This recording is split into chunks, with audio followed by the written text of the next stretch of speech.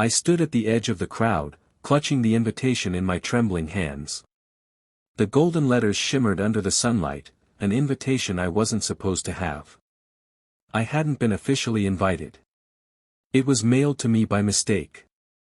Her name was written in proud bold script, Dr. Vanessa Peterson, and beneath it, the venue of the graduation ceremony that I had helped pay for. Not that she wanted me there. I'm Darren. 42.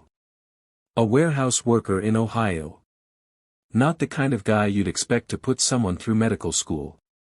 But when you grow up dirt poor and promise your dying mother that you'll take care of your little sister, you don't break that promise, no matter what.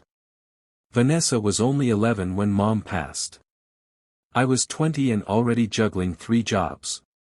Dad had left years before, and it was just us. I skipped college, skipped dreams, skipped everything just to keep us afloat. Vanessa was smart, always had been. She'd ace her classes, win spelling bees, tutor kids twice her age. Everyone said she'd be a doctor one day, and I believed them.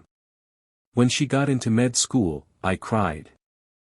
I remember her call from Chicago, her voice trembling with joy. Darren, I got in. She said it like we both got in, and honestly, it felt that way. We'd beaten the odds. But med school wasn't cheap.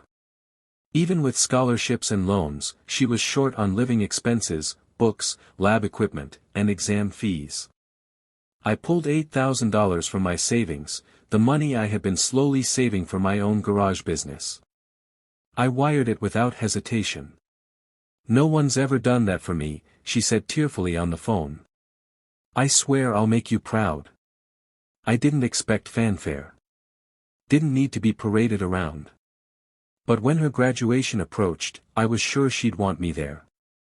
We hadn't spoken as much lately, she was busy with rotations, I told myself, but I still sent a congratulatory card and texted her that I'd booked a flight. Her reply came 2 days later, Darren, I'm really sorry, but this is a formal event. There's limited seating, and the hospital board and dean are coming. I hope you understand. Understand? I sat there staring at the message like I'd been punched. The man who'd worked night shifts and skipped meals to help her didn't belong at her big moment. So I came anyway. I sat at the far end of the field, behind the guest seating area. No one noticed me. No one knew me. I watched her in her cap and gown, accepting her diploma, smiling for the camera, hugging her professors. Her smile was dazzling. But it wasn't for me. I was about to leave quietly when a woman approached me. Older, elegant, with a warm smile. You're Darren, aren't you? She asked. I froze. Yes, how do you know? I'm Dean Walters. Vanessa mentioned you often in her essays. Your story moved the faculty. Would you mind joining us backstage? There's someone who needs to see you. My legs carried me before my mind caught up. I was ushered past security, past other graduates' families. The sight of Vanessa, standing alone near the stage, took my breath. She turned, and gasped. Darren? What are you doing here?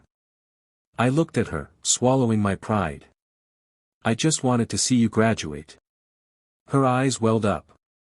I didn't think you'd come. You asked me not to. She shook her head slowly, voice cracking. I was embarrassed, Darren. Everyone's parents are doctors or CEOs. I didn't want them to look down on you. I blinked.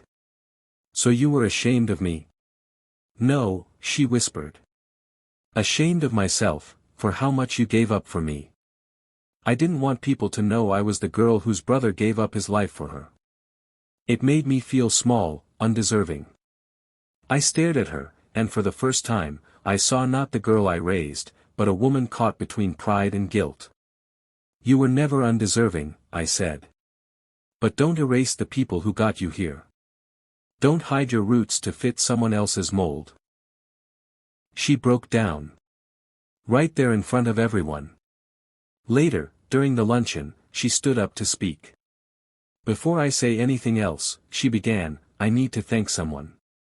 My brother, Darren Peterson. He's the reason I'm here. He sacrificed his youth, his comfort, his dreams so I could have mine.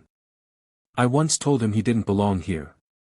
But the truth is, I wouldn't belong here without him. The room gave a standing ovation. People looked at me not with pity, but admiration. Weeks later, Vanessa visited me at the warehouse. She wore jeans and a hoodie, no makeup. Just my little sister again. She handed me a check. What's this? I asked. Part of what I owe you, she said. The rest, I'll repay every month. I shook my head. You don't owe me anything. She smiled. No. But I want to. And Darren? About that garage business? I think we can make it happen. I've got connections now. We did open the garage 6 months later. I ran the place. She invested. And every Saturday, she came by to help and eat lunch with me like old times. Life doesn't always give you trophies for sacrifice. Sometimes, it gives you something better, a moment of being truly seen, truly appreciated. That day at her graduation, when my name echoed across the auditorium and my sister's voice cracked with love and gratitude, I felt richer than any CEO. Because kindness, once planted, grows roots deeper than pride, and love, when repaid with humility, blooms into something eternal.